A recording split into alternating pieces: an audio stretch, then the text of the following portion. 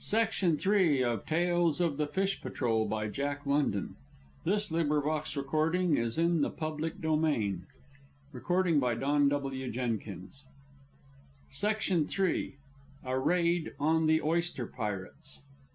Of the fish patrolmen under whom we served at various times, Charlie LeGrant and I were agreed, I think, that Neil Partington was the best. He was neither dishonest nor cowardly, and while he demanded strict obedience when we were under his orders, at the same time our relations were those of easy comradeship, and he permitted us a freedom to which we were ordinarily unaccustomed, as the present story will show.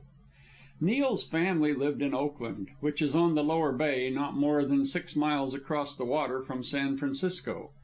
One day, while scouting among the Chinese shrimp catchers of Point Pedro, he received word that his wife was very ill, and within the hour the Reindeer was bowling along for Oakland, with a stiff northwest breeze astern. We ran up the Oakland estuary and came to anchor, and in the days that followed, while Neil was ashore, we tightened up the Reindeer's rigging, overhauled the ballast, scraped down, and put the sloop into thorough shape. This done, time hung heavy on our hands. Neil's wife was dangerously ill, and the outlook was a week's lie-over awaiting the crisis. Charlie and I roamed the docks, wondering what we should do, and so came on the oyster fleet lying at the Oakland City wharf. In the main, they were trim natty boats made for speed and bad weather, and we sat down on the stringer piece of the dock to study them. "A good catch, I guess," Charlie said, pointing to the heaps of oysters, assorted in 3 sizes, which lay upon their decks. Peddlers were backing their wagons to the edge of the wharf, and from the bargaining and chaffering that went on, I managed to learn the selling price of the oysters. "That boat must have had at least $200 worth aboard," I calculated. "I wonder how long it took to get the load." "3 or 4 days," Charlie answered. "Not bad wages for 2 men, $25 a day apiece." The boat we were discussing, the Ghost, lay directly beneath us. 2 men composed its crew. One was a squat, broad-shouldered fellow with remarkably long and gorilla-like arms, while the other was tall and well-proportioned, with clear blue eyes and a mat of straight black hair. So unusual and striking was this combination of hair and eyes that Charlie and I remained somewhat longer than we intended. And it was well that we did. A stout elderly man, with the dress and carriage of a successful merchant, came up and stood beside us, looking down upon the deck of the Ghost. He appeared angry, and the longer he looked, the angrier he grew.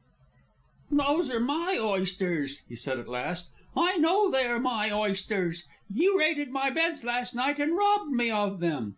The tall man and the short man on the Ghost looked up. "Hello, Taft," the short man said, with insolent familiarity.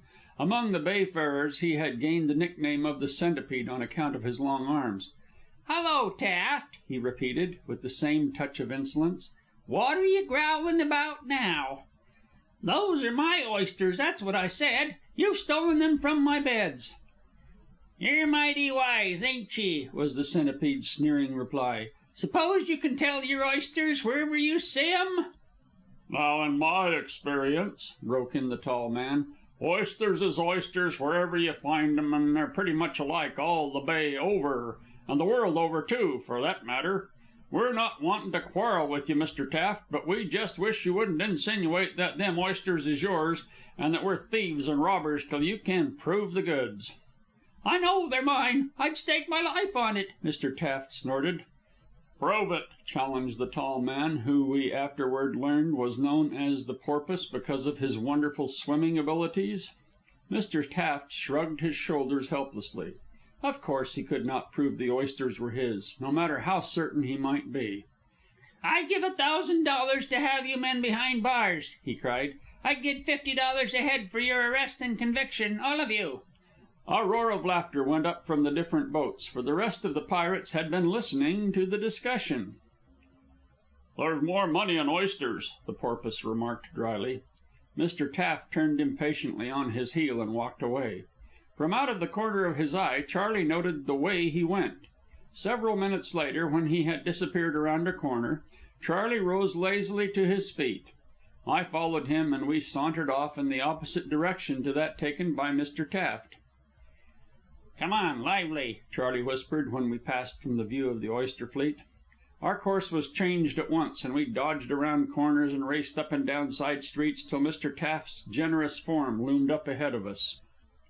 "I'm going to interview him about that reward," Charley explained, as we rapidly overhauled the oyster bed owner. "Neil will be delayed here for a week, and you and I might as well be doing something in the meantime. What do you say?" Of course," Mr. Taft said, when Charley had introduced himself and explained his errand.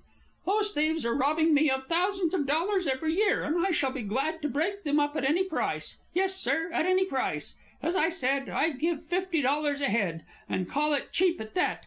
They've robbed my beds, torn down my signs, terrorized my watchmen, and last year killed one of them. Couldn't prove it. All done in the blackness of night. All I had was a dead watchman and no evidence. The detectives could do nothing. Nobody has been able to do anything with those men. We have never succeeded in arresting one of them. So I say, what did you say your name was?" "LeGrant," Charley answered. "So I say, Mr. LeGrant, I am deeply obliged to you for the assistance you offer, and I shall be glad, most glad, sir, to cooperate with you in every way. My watchmen and boats are at your disposal. Come and see me at the San Francisco offices any time, or telephone at my expense. And don't be afraid of spending money. I'll foot your expenses, whatever they are, so long as they are within reason. The situation is growing desperate, and something must be done to determine whether I or that band of ruffians own those oyster beds." "Now we'll see Neil," Charley said, when he had seen Mr. Taft upon his train to San Francisco. Not only did Neil Partington interpose no obstacle to our adventure, but he proved to be of the greatest assistance. Charley and I knew nothing of the oyster industry, while his head was an encyclopedia of facts concerning it. Also, within an hour or so, he was able to bring to us a Greek boy of 17 or 18 who knew thoroughly well the ins and outs of oyster piracy. At this point, I may as well explain that we of the Fish Patrol were free lances in a way. While Neil Partington, who was a patrolman proper, received a regular salary, Charley and I, being merely deputies, received only what we earned. That is to say, a certain percentage of the fines imposed on convicted violators of the fish laws. Also, any rewards that chanced our way were ours. We offered to share with Partington whatever we should get from Mr. Taft, but the patrolman would not hear of it. He was only too happy, he said, to do a good turn for us who had done so many for him. We held a long council of war and mapped out the following line of action. Our faces were unfamiliar on the lower bay, but as the Reindeer was well known as a fish patrol sloop, the Greek boy, whose name was Nicholas, and I were to sail some innocent-looking craft down to Asparagus Island and join the oyster pirates' fleet. Here, according to Nicholas's description of the beds and the manner of raiding, it was possible for us to catch the pirates in the act of stealing oysters, and at the same time to get them in our power. Charley was to be on the shore with Mr. Taft's watchmen and a posse of constables to help us at the right time. "I know just the boat," Neil said, at the conclusion of the discussion. "A crazy old sloop that's lying over at Tiburon. You and Nicholas can go over by the ferry, charter it for a song, and sail direct for the beds. Good luck be with you, boys," he said at parting 2 days later. "Remember, they are dangerous men, so be careful." Nicholas and I succeeded in chartering the sloop very cheaply, and between laughs, while getting up sail, we agreed that she was even crazier and older than she had been described. She was a big, flat-bottomed, square-sterned craft, sloop-rigged, with a sprung mast, slack rigging, dilapidated sails, and rotten running gear, clumsy to handle and uncertain in bringing about, and she smelled vilely of coal tar, with which strange stuff she had been smeared from stem to stern and from cabin roof to centerboard. And to cap it all, Coal Tar Maggie was printed in great white letters the whole length of either side. It was an uneventful though laughable run from Tiburon to Asparagus Island, where we arrived in the afternoon of the following day. The oyster pirates, a fleet of a dozen sloops, were lying at anchor on what was known as the deserted beds. The Coal Tar Maggie came sloshing into their midst with a light breeze astern, and they crowded on deck to see us. Nicholas and I had caught the spirit of the crazy craft, and we handled her in most lubberly fashion. "What is it?" someone called. "Name it and ye can have it," another called. "I swan now if it ain't the old Ark itself," mimicked the Centipede from the deck of the Ghost. "Hey, ahoy there, clipper ship!" another wag shouted. "What's your port?" We took no notice of the joking, but acted after the manner of greenhorns, as though the Coal Tar Maggie required our undivided attention. I rounded her well to windward of the Ghost, and Nicholas ran forward to drop the anchor. To all appearances it was a bungle, the way the chain tangled and kept the anchor from reaching the bottom. And to all appearances Nicholas and I were terribly excited as we strove to clear it. At any rate, we quite deceived the pirates, who took huge delight in our predicament. But the chain remained tangled, and amid all kinds of mocking advice we drifted down upon and fouled the Ghost, whose bowsprit poked square through our mainsail and ripped a hole in it as big as a barn door. The Centipede and the Porpoise doubled up on the cabin in paroxysms of laughter and left us to get clear as best we could. This, with much unseamanlike performance, we succeeded in doing, and likewise in clearing the anchor chain, of which we let out about 300 feet. With only 10 feet of water under us, this would permit the Coal Tar Maggie to swing in a circle 600 feet in diameter, in which circle she would be able to foul at least half the fleet. The oyster pirates lay snugly together at short hawsers, the weather being fine, and they protested loudly at our ignorance in putting out such an unwarranted length of anchor chain. And not only did they protest, for they made us heave it in again, all but 30 feet. Having sufficiently impressed them with our general lubberliness, Nicholas and I went below to congratulate ourselves and to cook supper. Hardly had we finished the meal and washed the dishes when a skiff ground against the Coal Tar Maggie's side, and heavy feet trampled on deck. Then the Centipede's brutal face appeared in the companionway, and he descended into the cabin, followed by the Porpoise. Before they could seat themselves on a bunk, another skiff came alongside, and another, till the whole fleet was represented by the gathering in the cabin. "Where'd you swipe the old tub?" asked the squat and hairy man with cruel eyes and Mexican features. "Didn't swipe it," Nicholas answered, meeting them on their own ground, and encouraging the idea that we had stolen the Coal Tar Maggie. "And if we did, what of it?" "Well, I don't admire your taste, that's all," sneered he of the Mexican features. "I'd rot on beach first before I'd take a tub that couldn't get out of its own way." "How are we to know till we tried her?" Nicholas asked, so innocently as to cause a laugh. "And how do you get the oysters?" He hurried on. "We want a load of them. That's what we came for, a load of oysters." "What do you want 'em for?" demanded the Porpoise. "Oh, to give away to our friends, of course," Nicholas retorted. "That's what you do with yours, I suppose." This started another laugh, and as our visitors grew more genial, we could see that they had not the slightest suspicion of our identity or purpose. "Didn't I see you on the dock in Oakland the other day?" the Centipede asked suddenly of me. "Yep," I answered boldly, taking the bull by the horns. "I was watching you fellows and figuring out whether we'd go oystering or not. It's a pretty good business, I calculate, and so we're going in for it. That is," I hastened to add, "if you fellows don't mind." "I'll tell you one thing, which ain't two things," he replied, "and that is you'll have to hump yourself and get a better boat. We won't stand to be disgraced by any such box as this. Understand?" "Sure," I said. "Soon as we sell some oysters, we'll outfit in style." "And if you show yourself square and on the right sort," he went on, "why, you can run with us. But if you don't," here his voice became stern and menacing, "why, it'll be the sickest day of your life. Understand?" "Sure," I said. After that, and more warning and advice of similar nature, the conversation became general, and we learned that the beds were to be raided that very night. As they got into their boats, after an hour's stay, we were invited to join them in the raid with the assurance of the more the merrier. "Did you notice that short Mexican-looking chap?" Nicholas asked when they had departed to their various sloops. "He's Barchi, of the Sporting Life gang, and the fellow that came with him is Skilling. They're both out now on $5,000 bail." I had heard of the Sporting Life gang before, a crowd of hoodlums and criminals that terrorized the lower quarters of Oakland, and 2/3 of which were usually to be found in State's prison for crimes that ranged from perjury and ballot box stuffing to murder. "They are not regular oyster pirates," Nicholas continued. "They've just come down for the lark and to make a few dollars, but we'll have to watch out for them."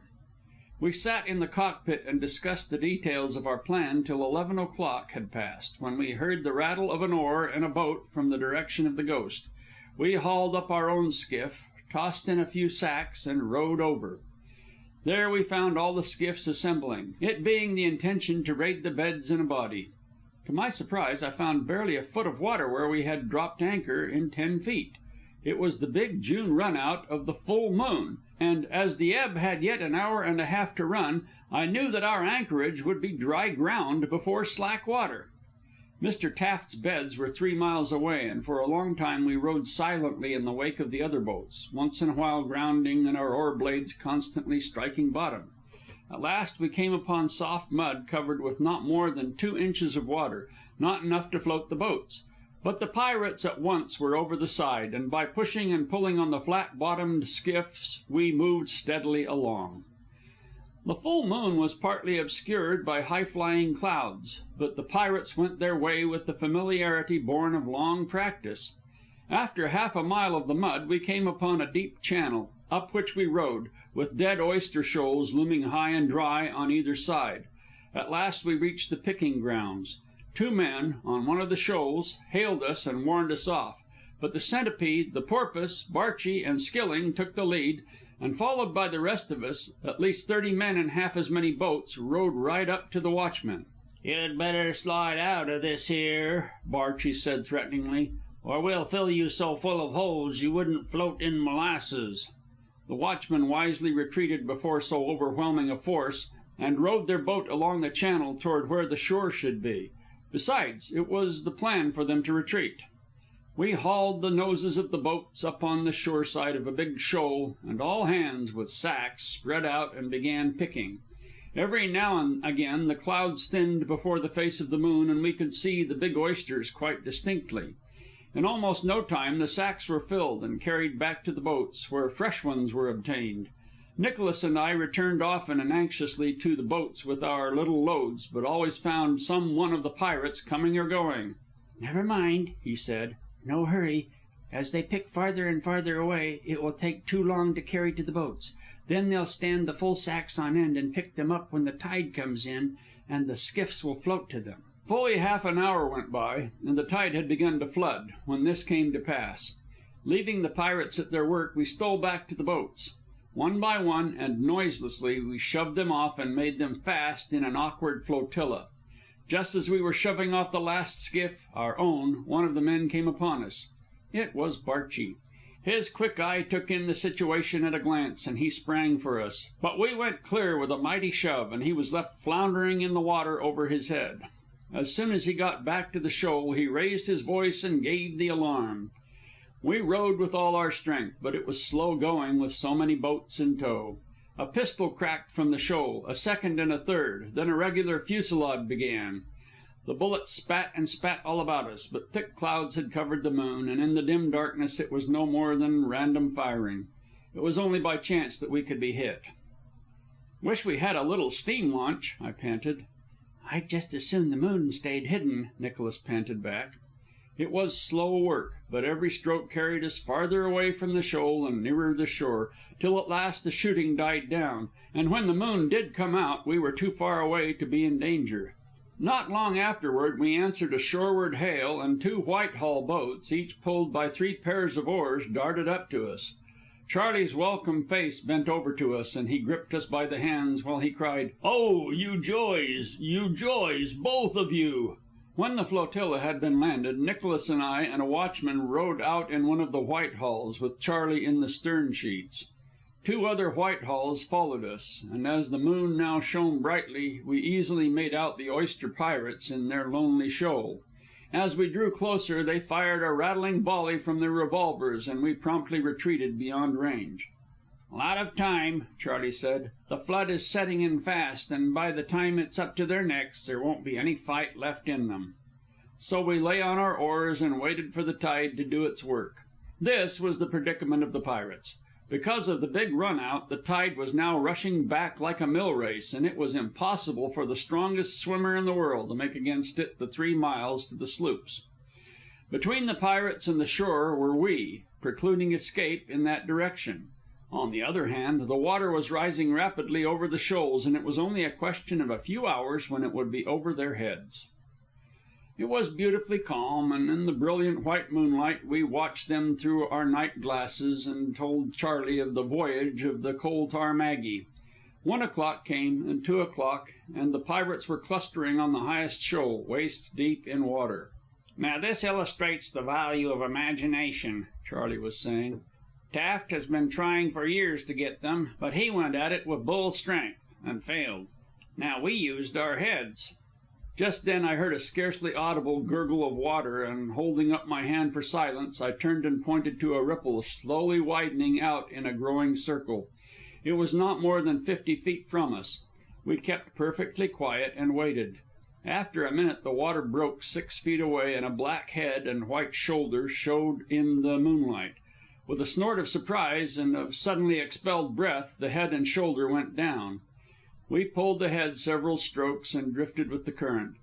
4 pairs of eyes searched the surface of the water, but never another ripple showed, and never another glimpse did we catch of the black head and white shoulder. "It's the porpoise," Nicholas said. "It would take broad daylight for us to catch him." At 2:45 the pirates gave their first sign of weakening. We heard cries for help, in the unmistakable voice of the Centipede, and this time, on rowing closer, we were not fired upon. The Centipede was in a truly perilous plight. Only the heads and shoulders of his fellow marauders showed above the water as they braced themselves against the current, while his feet were off the bottom and they were supporting him. "Now, lads," Charley said briskly, "we have got you, and you can't get away. If you cut up rough, we'll have to leave you alone and the water will finish you. But if you're good, we'll take you aboard, 1 man at a time, and you'll all be saved. What do you say?" "Aye!" they chorused hoarsely between their chattering teeth. "Then 1 man at a time, and the short man first." The Centipede was the first to be pulled aboard, and he came willingly, though he objected when the constable put the handcuffs on him. Barchi was next hauled in, quite meek and resigned from his soaking. When we had 10 in our boat, we drew back, and the second Whitehall was loaded. The third Whitehall received 9 prisoners only, a catch of 29 in all. "You didn't get the porpoise," the Centipede said exultantly, as though his escape materially diminished our success. Charley laughed. "But we saw him just the same, a snorting for shore like a puffing pig." It was a mild and shivering band of pirates that we marched up the beach to the Oyster House. In answer to Charley's knock, the door was flung open, and a pleasant wave of warm air rushed out upon us. "You can dry your clothes here, lads, and get some hot coffee," Charley announced as they filed in. And there, sitting ruefully by the fire with a steaming mug in his hand, was the porpoise. With one accord, Nicholas and I looked at Charley. He laughed gleefully. "That comes of imagination," he said. "When you see a thing, you've got to see it all around, or what's the good of seeing it at all? I saw the beach, so I left a couple of constables behind to keep an eye on it. That's all." End of Section 3. Read by Don W. Jenkins, Rancho San Diego, California, shaggybark.blogspot.com.